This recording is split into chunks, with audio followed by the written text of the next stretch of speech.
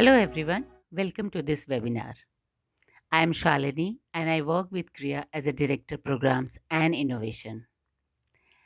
As a feminist organization that works for gender diversity and empowerment, Kriya's objective is always to facilitate conversation that give space to diverse voices, opinions and stories. The new partnership between Kriya and Radio Jamia aims to do this just by launching a radio show, especially for women in the campus and in the community. Today's special event on the occasion of International Women's Day is a conversation with senior advocate Rebecca John, who fought and won the criminal defamation case instituted against Priya Ramani, who had spoken out against sexual harassment in the workplace. This is our first collaborative special event with Jamia Millia Islamia, and we are very excited to be starting this journey with all of you. Let me welcome Shohini Ghosh, professor at the AJK Mass Communication Research Center, Jamia, who will be in conversation with Ms. John. The conversation will be followed by a question and answer session in which we invite you to participate. Please feel free to add your questions in the chat box and also write your name and organization. In order to make this conversation more accessible, we are taking help from Manisha and Preeti for sign language interpretation. Thank you, Manisha, and thank you, Preeti. Over to you, Shohini. Hi, Rebecca. Hi, Shohini. Rebecca, thank you so much for agreeing to do this on International Women's Day. I know that you are very much in demand today, and particularly because of this victory, that the case that you have won, which is the criminal defamation case against Priya Ramani, and you were her counsel.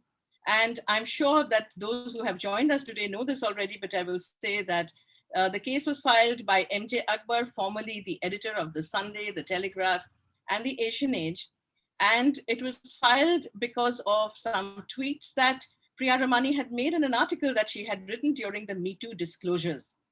Now, as you all know, the verdict acquitted Priya Ramani, and because she is a woman journalist, and it is only fitting that Kriya and MCRC, which is a media institute, should be hosting this conversation with Rebecca John, and we should be celebrating this victory. So, Rebecca, the thing is that while we understand law in very broad strokes, it's very difficult for us, and we are mostly unaware or uninformed about the intricacies of the law or how it really plays out. So most of my questions to you today will be in the form of seeking clarity on some of the salient aspects of this particular case. So I was wondering whether you could begin by explaining to us what is criminal defamation and how did the complainant use it in this particular case? Thank you, Shohini, and thank you for having me on this show. To answer your question, criminal defamation finds a place in the Indian Penal Code. Section 499 of the Indian Penal Code defines defamation as, and I quote, whoever by words or either spoken or intended to be read makes or publishes any imputation concerning any person intending to harm the reputation of that person commits defamation. So this is in a sense the definition, the basic definition of criminal defamation. You have to make an imputation which is either spoken or written. You must publish it, and that imputation must have the potential to harm the reputation of a person. But in general, could you also tell those of us, those who are attending, how this has normally been used and why so many of us feel uncomfortable with the idea of criminal defamation? Issues such as reputation are very difficult to prove in a court of law. And what is reputation at the end of it? Most of us have opposed the use of criminal defamation because we feel the law on libel or civil defamation is sufficient for purposes of putting across one's feelings if one has been particularly aggrieved by someone's comments. But to take a person to court over criminal defamation, which has a sentence of up to 2 years imprisonment, is a little harsh. It is also contrary to Article 19 of the Constitution of India, which guarantees freedom of speech and expression. So what could be free speech could be defamatory to you. And that is the reason why there was this constitutional challenge in the Supreme Court a couple of years ago. But the Supreme Court held that criminal defamation must stay in the statute books, and it is not unconstitutional. I hope we can revisit that challenge sometime in the future. And because it is necessary that we give Article 19 full play and not limit free speech in any way, unless, of course, it is in contravention with any of the other more serious provisions of the Indian Penal Code. Right. So in this particular case, the complainant said that the tweets by Priya Ramane and the article that she wrote during the Me Too disclosures was actually affecting his reputation. Right. Now, there is a twisted irony over here, the twisted irony being that the victim of sexual misconduct here is the person who has to defend herself. And in such a situation where the burden of proof is on the defendant, which is Priya Ramani in this case, what kind of a legal strategy did you develop? Okay, before I answer that question, Sohini, let me tell you what she was being prosecuted for. At the height of the Me Too movement in India, that is in October 2018, Priya Ramani published 3 tweets. One was on the 8th of October, the other was on the 10th of October, and the third was on the 14th of October. The first tweet, where she called out her male boss, she linked it to an article she had written a year ago in the Vogue magazine at the height of the Harvey Weinstein disclosures in America. And it was an article written to male bosses in general. And it is her case that she began that article by disclosing about her own first job interview at the Asian Age. Of course, she had not named the complainant in that article. So she linked the article to the tweet of 8th of October and called out her editor as the man who had sexually harassed her. Based on this, the editor, the complainant, filed the criminal defamation case against Priya Ramani. Now, I have read out the basic definition of criminal defamation 499, but what I haven't read is the fact that defamation also has a set of 10 exceptions. And if you were to plead any one of those exceptions, then of course, the structure of the case shifts. Now, while it was the complainant's case that the 3 tweets in the article defamed him, Priya Ramani claimed the first, third, and 9th exception, which in effect really says that if you speak the truth, which is in public interest and for public good, or revolves around a public question, then such an imputation is not defamation. So when I met Priya, and when she told me what had happened, and it was very clear that she was speaking the truth, I decided that this was a case which needed to be fought legally on legal terms within the 4 corners of Section 499 by invoking the exceptions. So from the very beginning, she invoked Exception 1, 9, and 3. She told the court on the first date of hearing, when the charge was read out to her and she pleaded not guilty to the case, she said that I have a defense to make, and that defense is truth made in public interest and for public good. Truth was her own experience in the hotel room in 1993 concerning the complainant and her. Public interest, because clearly public interest and public good, when you talk of sexual harassment at the workplace, it is a matter of public importance. And no one can claim that such a disclosure was not in public interest. So we combined these and we pleaded statutory defenses, which are available to an individual fighting a criminal defamation case. And not just pleaded them, we then proceeded to prove them. So when you said, when you asked me this question, how did you prove? So in law, when you plead an exception, the onus shifts on you. Otherwise, the onus is on the prosecuting side or the complaining side to prove his or her case. But the minute you prove an exception, the onus shifts to the person pleading the exception.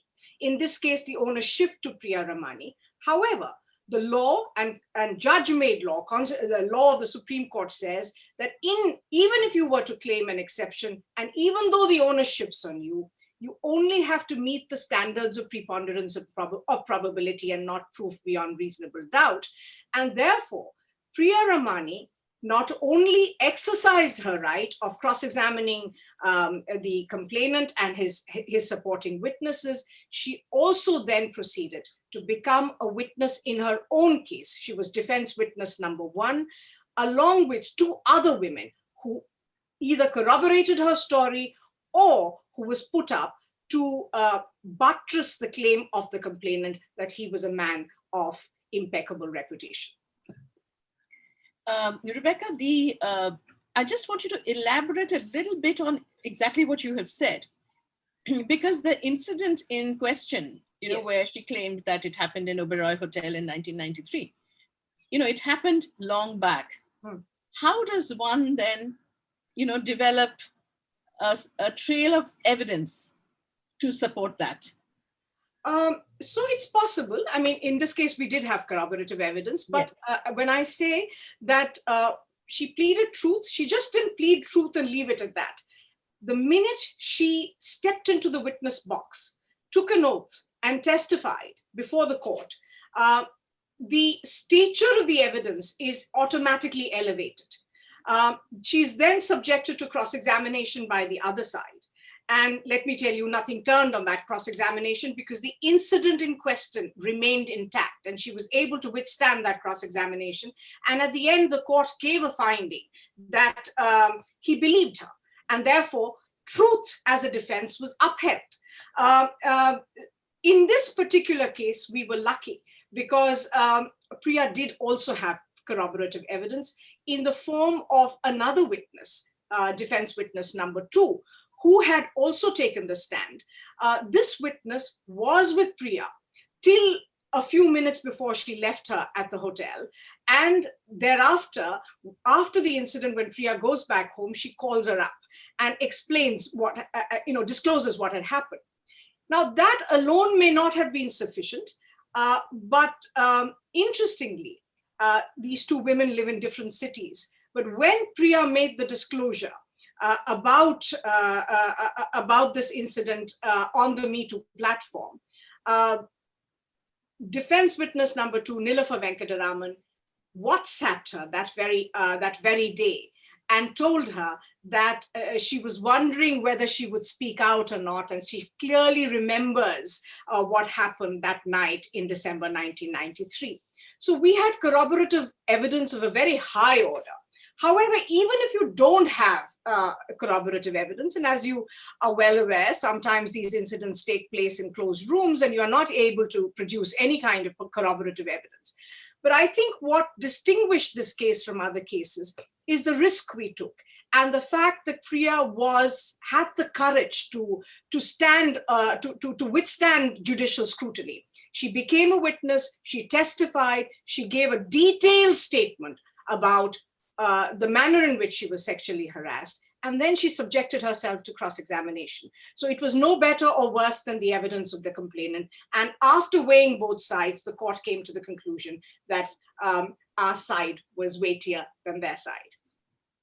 So just to clarify for everybody that Nilofer Venkataraman indeed was the friend who in 1993 she spoke with. Yes. And she had, after so many years, written her a message, a WhatsApp message. And was that WhatsApp message sent before or after the case had been filed against her? At least 10 days before the case had been filed. So on the very day of the tweet. Right, right. And the original message was produced in court. The judge verified the message from the phone of Priya Ramani as well as Nilofer Venkataraman. So the original messages were produced in court.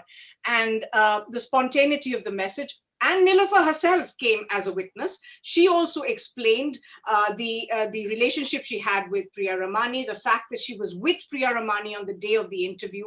In fact, till minutes before the interview, Then post-interview, Priya had called her up that night and disclosed the incident to her. All of this, Nilofer also came to court and testified. Of course, the additional corroborative evidence in the form of the message was of critical importance to the case.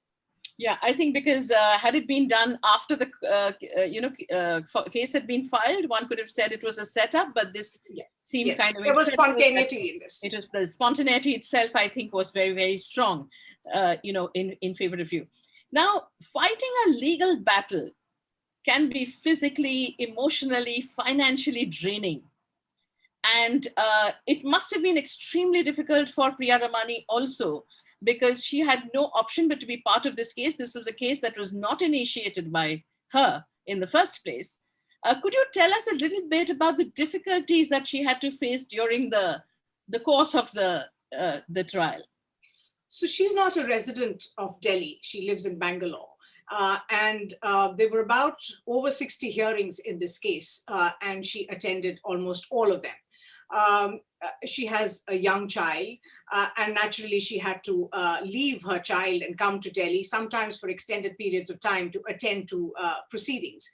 And it was, of course, financially draining for her. But I was particularly impressed by the solidarity that I saw both in and out of court. Inside court, there were large number of colleagues, those who knew her, didn't know her, both men and women, who came out in large numbers before every hearing to support her. That was incredibly refreshing to see. Aside from that, and Priya herself talks of it, every time she came to Delhi, she stayed in the homes of two of her, either one or two, or the other homes of two of her friends, Namita Bandare and Harinder Baveja, who stood by her like rocks throughout this trial. They were incredible. So they just opened their homes for her. She stayed with them. They accompanied her every time the court hearing was there. They would schedule their lives around the case. So it was as much their case as it was hers.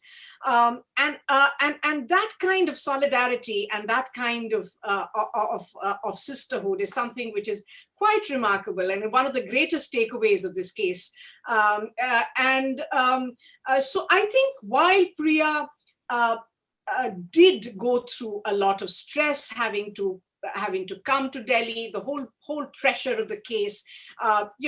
As a journalist, she knows how to write, but the fact that she had to testify, she had no idea how to do with that space. There she became the center of attention. She was the subject of pretty hostile cross-examination. Despite all that, I think the fact that so many women supported her was something which helped her keep sane. And even for us as a legal team, seeing that support, it kind of motivated us as well, because it's not often that you see this kind of solidarity in any case. Becky, before I will come back to this idea of the difficulties of taking the legal route. But before that, I would like you to help us understand the judgment itself. Yes. We all realize that it is of profound importance for sexual harassment cases. And I was wondering, what are the salient sections in the judgment that are likely to impact on sexual harassment cases in the future?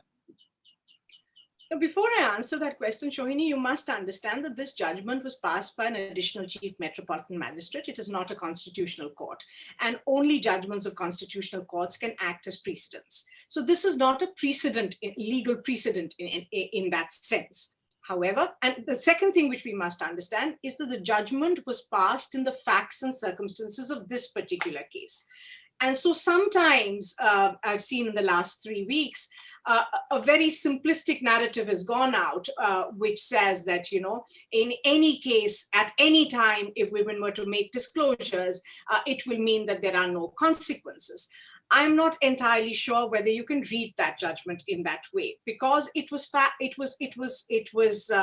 look at it contextually, it was given in the facts of this particular case, where one woman pleaded truth as her defense, took the stand, proved her defense. And the court came to the conclusion that the exception stood proved, and therefore criminal defamation was not, the offense of criminal defamation could not be sustained, and therefore went ahead and acquitted her. But notwithstanding that, I think the importance of this judgment is that perhaps people who employ defamation as a tool to silence people, men and women, selectively, you do understand that in this case, Priya was selectively targeted, although more than 20 other women had spoken out against this editor.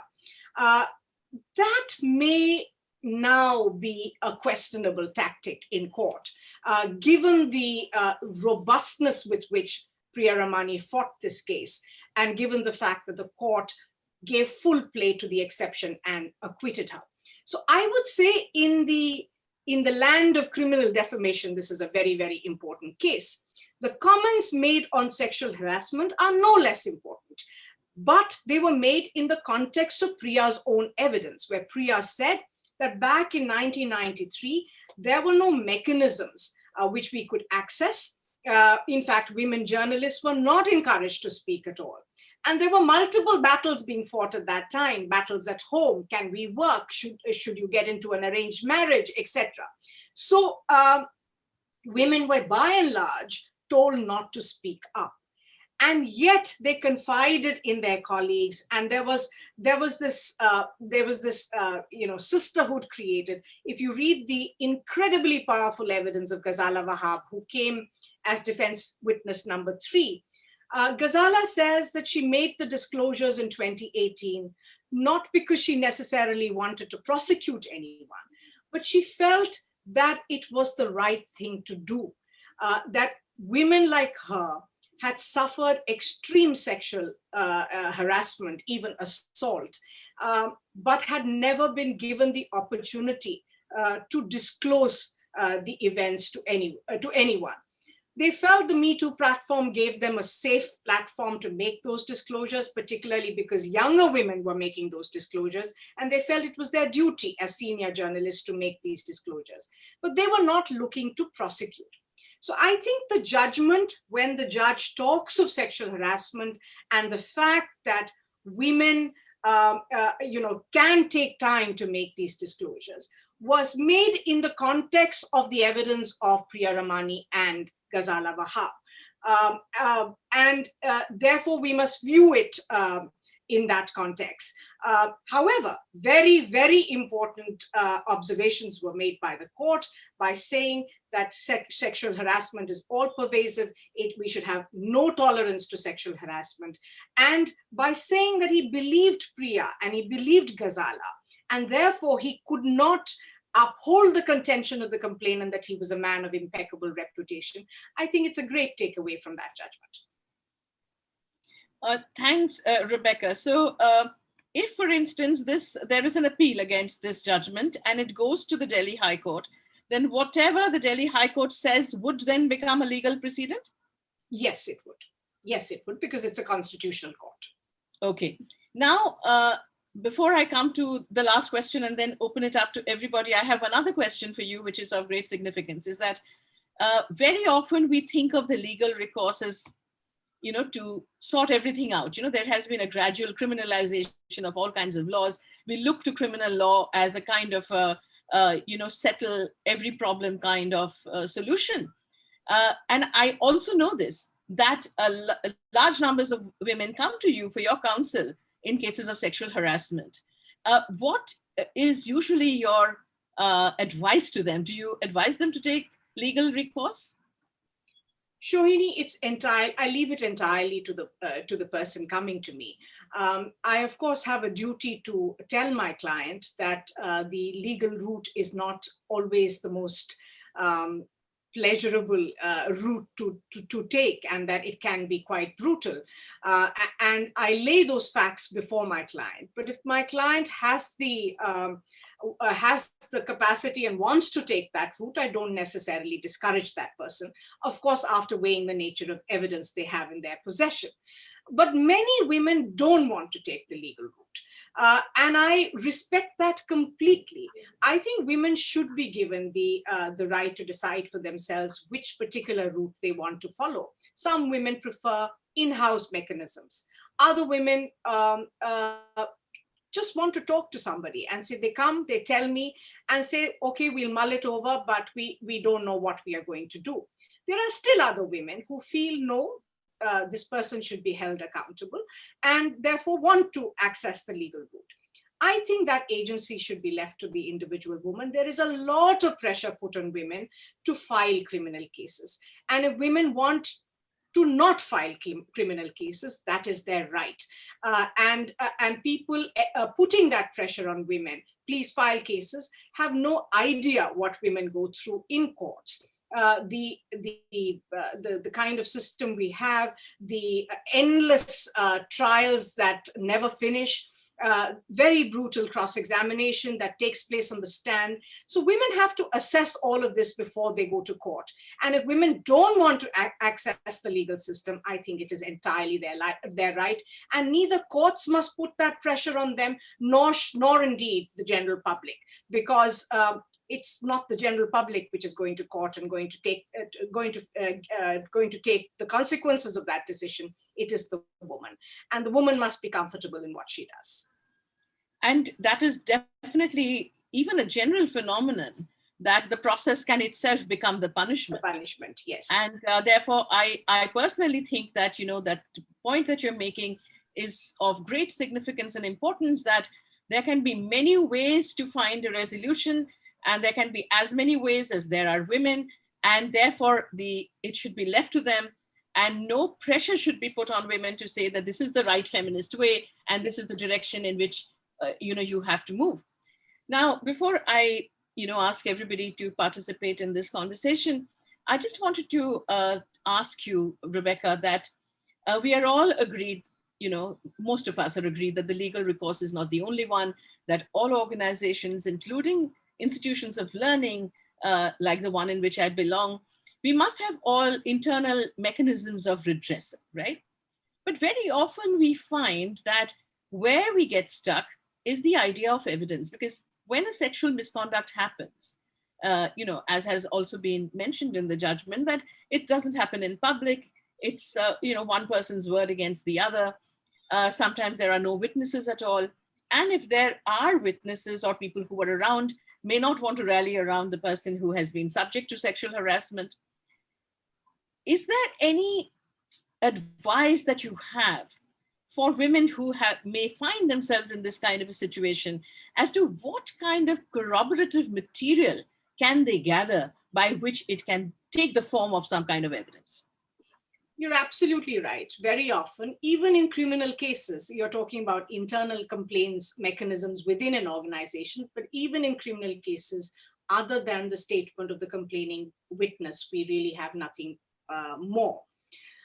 But actually, the law on this is quite evolved in India, because the Supreme Court says that when if a court at the end of a trial comes to the conclusion that the woman was speaking the truth, then there's no need for any corroborative evidence, so long as she passes the test, in the words of the Supreme Court, of a witness of sterling quality. Even in rape cases, the Supreme Court does not insist on medical evidence, because, as you know, that's a very complicated area. And sometimes medical evidence is just not available for various reasons. Therefore, I would say that if the woman's testimony is strong, and there is no corroborative evidence, that should suffice in an internal mechanism, because after all, you are not looking at proof beyond reasonable doubt. The standards of proof in an internal setup is far, far lower than in a criminal court. However, if a woman has additional material, as I said, it's just a question of marshalling that material. When Priya came to me, I did ask her whether she had, and she didn't even know the significance of what Nilofer had written to her, till I asked her, did you confide in this to anybody? And she said, yes, I confided in Nilofer. I said, and is there any, did you exchange any letters? Because in 93, that was all that was available. So she said, not in 93, but she sent me a message as soon as I put this up on Twitter. And she said that quite innocently without realizing where this was going. And I said, show me the message. And I looked at the message and I said, you're through. And it's really sometimes women don't know that these are very, very important pieces of corroborative material. Incessant phone calls made at different parts, at different times of the night, maybe.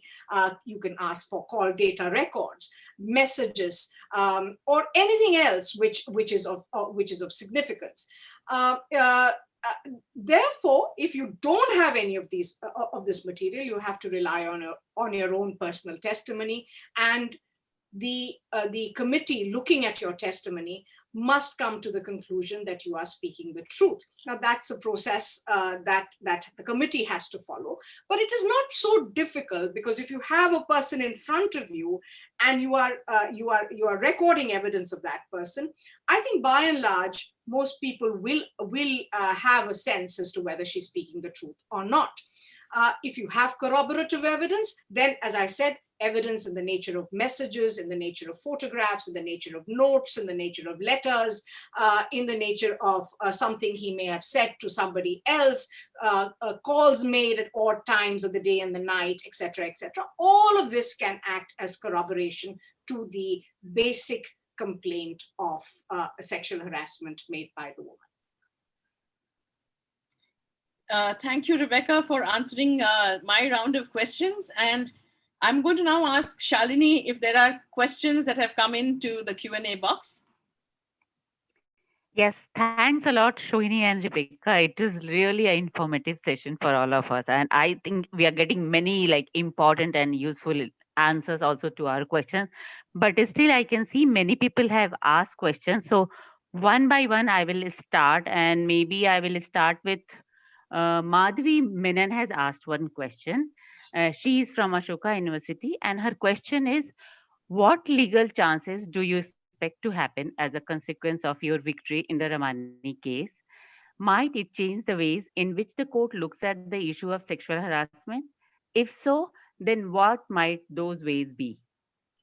Okay. As far as we are concerned, as far as Priya is concerned, she's acquitted. So there are no further consequences to face. But the complainant has the right to file an appeal. And if he does so, it will come up in the Delhi High Court, in which we have the right to contest the appeal. Who knows? It might end up in an even better judgment. We don't know.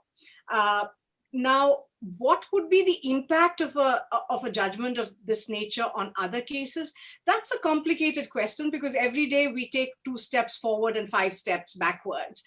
And we are seeing that in what courts are doing as far as these cases are concerned. We've also watched with some degree of horror some of the comments made in the last week by senior judges. So I don't think we're anywhere close to having a settled law as far as sexual harassment at the workplace is concerned. Vishaka came in 1997. It was implemented as a statute only in 2013. Most offices were not compliant till a few years ago. I don't know whether they are fully compliant now. There is this large sector of unorganized women, domestic workers, who cannot access the law, where the local complaints committee is toothless and is not really giving them any form of giving them any redressal. So on a larger platform, my answer is not very positive.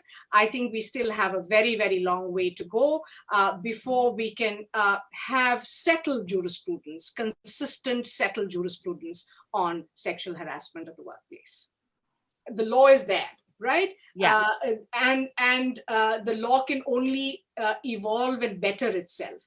But we can't be in a situation where one day you have a great judgment and the next day superior courts are talking in this way. We also had a set of judgments passed by the Nagpur bench of the Bombay High Court in POCSO matters, which were quite which was quite troubling. So there has to be consistency. And I don't think I can, just because we won this particular case, I can be in a position to say that we are in a perfect place. I don't think so. I think a lot more needs to be done both inside the judiciary and outside. A lot more sensitivity has to come amongst our judges while they view these offenses. There has to be a much better understanding of these offenses. There's need to feminize our trials. There is need to change the language we speak in court, both from the bar as well as from the bench. None of that is happening anytime soon. Okay, thanks. So we have another question from Shampa Sen Gupta. She is director of Shruti Disability Rights Center. And actually, she has shared her personal story, and she has said that she wrote her Me Too story about like how she was harassed by a very famous, like iconic figure from Indian disability movement, and who was a blind a person. And her story published in 2018. She didn't mention his name, but because he was so famous, everybody understood about him. After that story, many other women also with and without disability wrote to Shampa separately, and they also shared that they faced similar harassment from the same person, but they were not ready to come out in the open.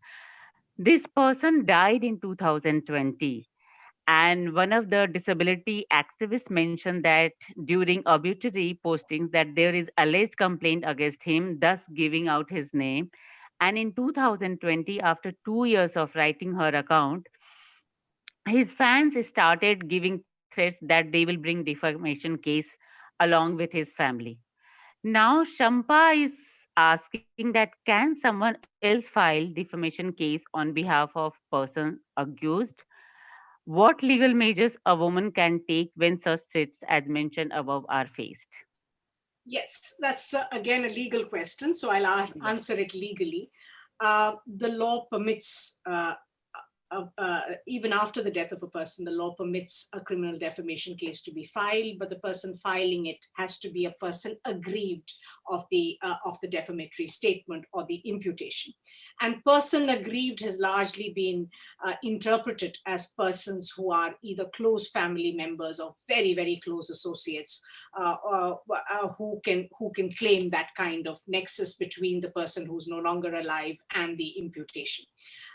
So it is not outside the purview of the law that a case cannot be filed. It can be filed because the law permits that even after the death of a person, the complaint can be filed by a person aggrieved.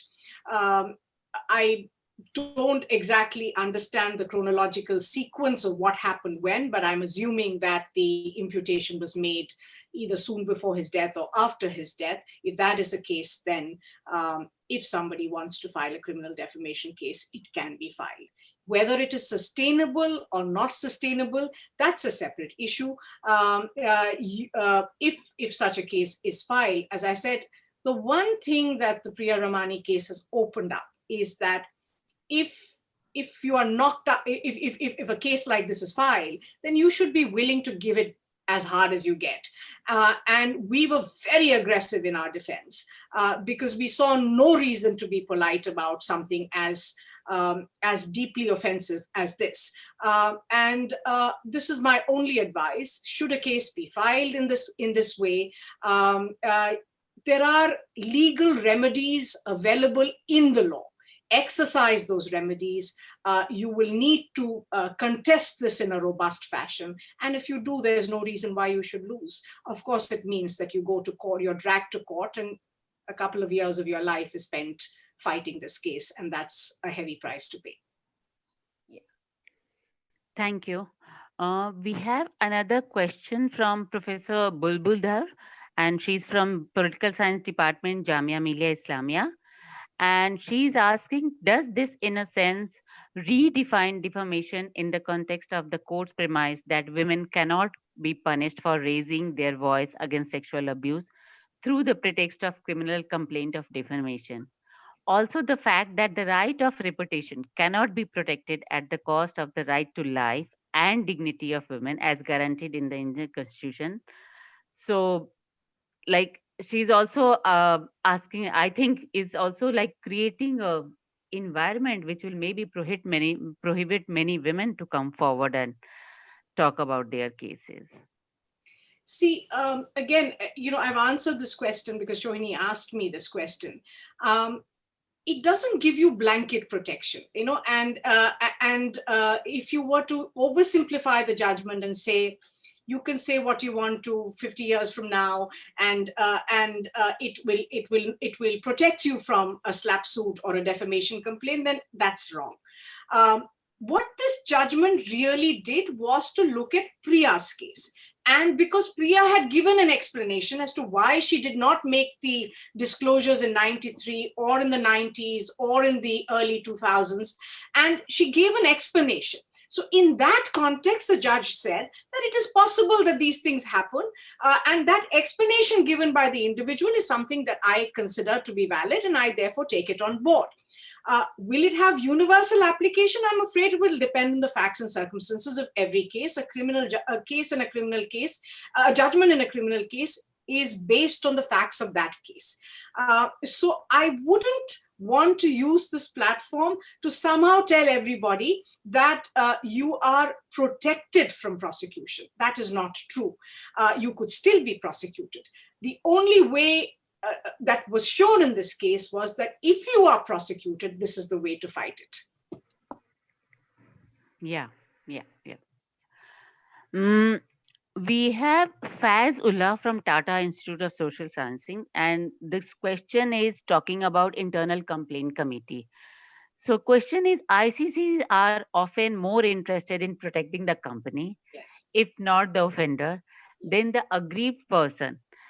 What has been the experience of your clients of functioning efficacy of internal mechanisms? Very good question, and I think it's time to revise and perhaps amend the law, because we've seen the ICC functioning now for about 7 years. And one of the regular complaints I get is that it is almost impossible for a group of individuals who are part of an organization to rule against a person who is holding a position superior to them. If it's an inferior designation, it's still possible. But anyone who's holding a position superior to them, then it becomes very, very difficult. Which is why I have been saying for the longest time, not that that's the perfect solution, but perhaps we should look at the number of increasing the number of external members to the ICC, so that the top-heavy internal members, a balance is created. Presently, there's only one external member, but if you have more than one external member, then you will be able to restore balance to the committee. And if you have to rule against a powerful person in the organization, at least that committee will have the teeth to do so. So I think the composition of ICCs is something that we should look to challenge in the future. And I hope the law evolves considering these ground realities, because it's very, very difficult. And I've seen this in case after case to rule against men who hold senior positions in the organization. Thanks, Rebecca. Actually, there are many confusion and questions related to ICC, not in the question box here also, but many times people have been asking about this. And mostly, but I think many people have been complaining that ICC members don't try to also build their capacity around this law and issues and what is the purpose of this law. And they maybe totally depend on the third party person. So they don't take a step within their company also, within their office also. But when case comes, they go to the third party person and then they start the process. But before that, for the prevention, many times companies are not doing enough. So this was the one of the experience actually many people have been sharing. And you need to follow it in letter and spirit. And I noticed that the spirit is not there because now you have to be compliant with the act. So they have set up committees, but there is no endeavor to try and give teeth to those committees, to train them, to understand the various aspects of sexual harassment. So that is completely lacking. Also, the Sexual Harassment Prohibition and Prevention of the Workplace Act it's not, it gives you a broad framework, but nothing stops an organization to deviate from that framework if that works for that organization. So Yeah. even now, while it says there must be so many women in the committee, nothing stops the organization from having 2 or 3 external members in Yeah. a particular case, if the person accused of the crime is somebody who's very, very serious. So Hmm. I think organizations also must show some flexibility. The act only is in the form of guidelines. It guides you as to how something has to be done, but nothing prohibits an organization from doing something which works well for a particular case. And you can review the composition of the ICC on a case-to-case basis. You don't have to have an ICC which is permanent for all times to come. In any way, they have a 3-year tenure. But you can review it. If the allegation is against a very senior person, you can review the composition of the ICC. So these are things I think it's being done mechanically. There needs to be a lot more effort put into the working of the ICCs, and unless that is done, this act will become like any other act, which is followed in letter, which is there but not followed in letter and spirit. Yeah, thanks.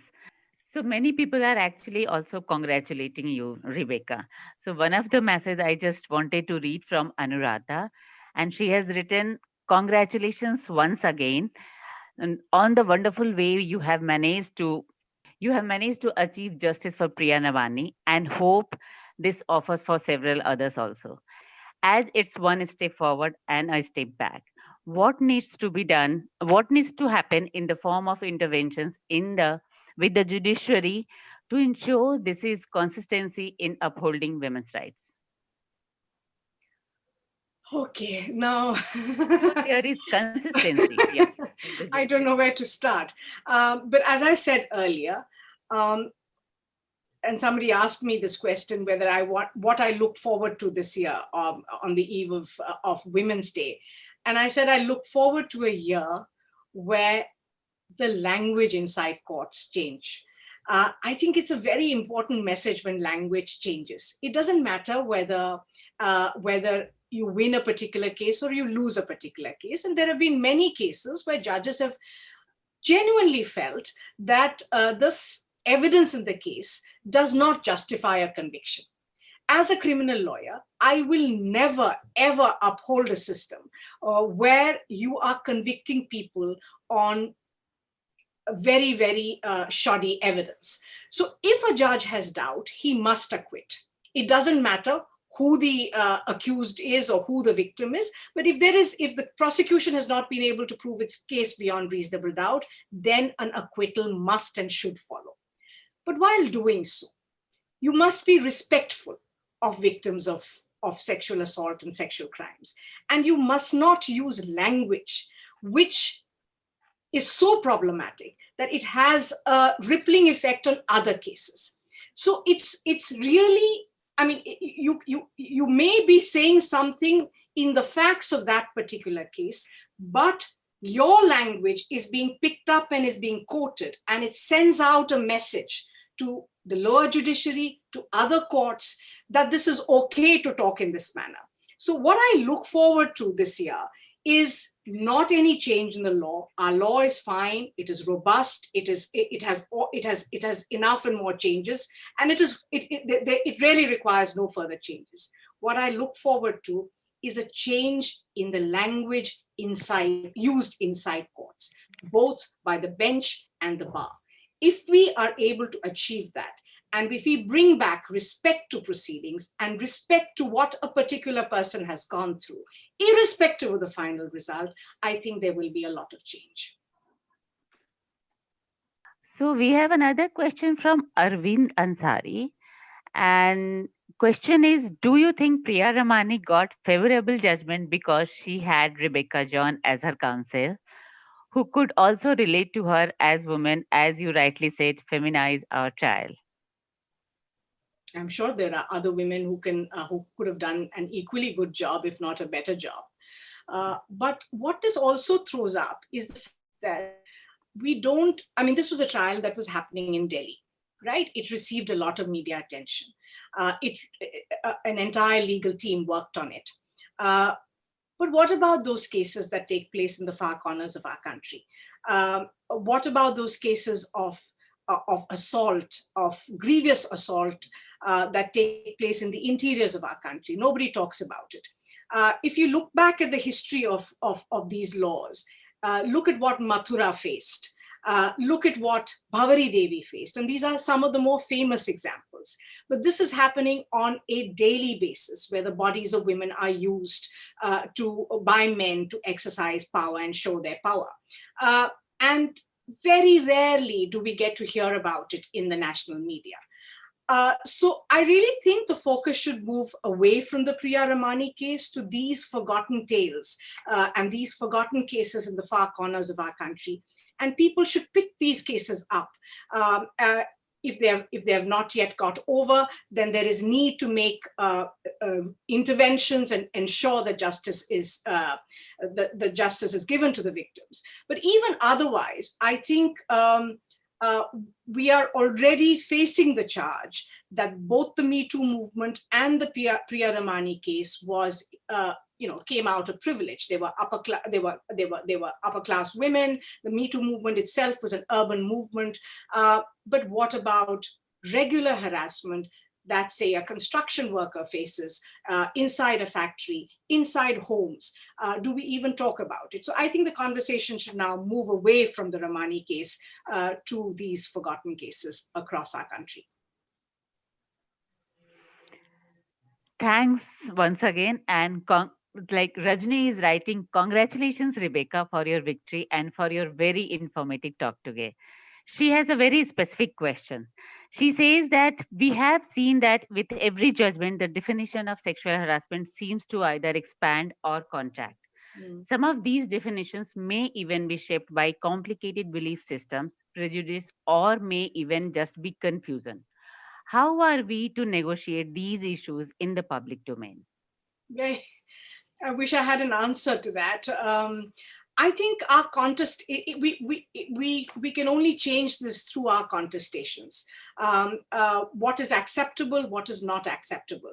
And every time we critique a judgment and we put it out there that it is not acceptable to talk about women and their experiences in this manner, perhaps we are changing the discourse for future judgments. But it is the way we challenge and contest that is important. That is what I have learned. And I hope the space changes eventually with more and more women coming into the workspace, with more and more women accessing law, with more and more women saying that they will not tolerate any kind of harassment. I'm sure that space will change. So another question is from the larger perspective that Simona Shawnee is asking, could you briefly assess the impact of Me Too on the Indian judicial scene? Okay, so we had different kinds of judgments coming out on this. In civil defamation cases, in fact, there was a judicial backlash where the judiciary was saying, what is this Me Too, and how can you just name people, and what recourse does the person who has been named have because you plastered his name on social media. And so there was a backlash. I don't think there were criminal defamation cases or criminal cases filed against women who had named their male bosses other than the Ramani case. I could be wrong, and if I'm wrong, I'll stand corrected. But there were many cases where men filed civil defamation cases, and the response of courts was not very encouraging. So it is a complicated landscape. As I said, it would require far greater work, and it would require courts to understand the meaning of this offense and why women speak out late. There was some understanding in this judgment. But as I said, that understanding also came because of the nature of evidence led. I will not be able to say as a matter of certainty that courts across the country have viewed this as a movement which requires judicial certification. On the contrary, there has been quite a bit of backlash in a lot of the civil defamation cases filed. Thank you. We have another question from Anuradha. Again, she has not written, I think, her organization name. So I will just check. She's wondering if our local governance system provides any platform for any woman who wants to raise an issue of X informal, like for cases, example, informal workplaces. So we have been like going through this struggle between informal and formal, organized and unorganized, and many people have these questions actually. Here maybe Anuradha is asking, but this question also we regularly face. So she is asking, as many workplaces can be also beyond companies, then how do you think Yeah, about so you providing? access what is known as the local complaints committee, and it really depends. There is no uniformity in the way they behave, but I am increasingly seeing in some local committees in Delhi that they are in fact being quite open to taking complaints from the unorganized sector, and particularly if it's a one-to-one thing, they are actually entertaining those complaints. I think there is also need to put these LCCs under training, so that we can tell them how far they can go under the law. As I said, the law doesn't prohibit them from doing any of these things, but it's their own inhibition which prohibits them from taking on these cases. So the LCCs need to be far, far more proactive, because they are dealing with a large section of women who are at the workplace. The organized sector will deal with them in an organized way. It's the unorganized sector which needs to be looked at very carefully, and that's where the challenge lies. Okay, so this question was from Anuradha Kriya, she has added. Now we have last question from Dr. Shikha Kapoor, and she's asking, first women facing workplace harassment feel great pressure to go and file file cases. Thereafter, the case takes long. How should our judiciary respond once these cases come up in terms of speedy trials and hearings? What can I say when murder cases take 15 years to complete? In the structure and the hierarchy of criminal cases, unfortunately, speed is always a casualty in India. And when murder cases, rape cases, cases which have caused intense harm to people are taking 15 years before they're completed. We just read a judgment yesterday where 122 people were acquitted in Gujarat for a crime they did not commit after more than 20 years. So the expectation that these trials will be finished in less than 2 years is an unfair expectation, because that is just not going to happen in our system. Thanks a lot, Rebecca. This was my last question, so I will ask over to Shohini, please. Rebecca, thank you so much for spending so much time with us, so being so patient in answering all the questions. And I want to thank everybody who has attended today's session. It's a Sunday morning. I'm sure you've had to make time for this, but I want to thank each and every one of you for being here, for participating, and for asking your excellent questions, which has thrown so much light on so many different kinds of issues. Thank you so much, Rebecca. On behalf of Radio Jamia, AJK, MCRC, and Kriya, I thank you once again for spending time with us for International Women's Day. And I hope and promise, actually, that we will continue to have conversations about what we can do about sexual harassment in workplaces. How can we build more robust redressal systems that are also fair to everybody? Absolutely. Thank you so much, Shohini. Thank you. And have a wonderful year, wonderful Women's Day. Thank you so much. Thank you.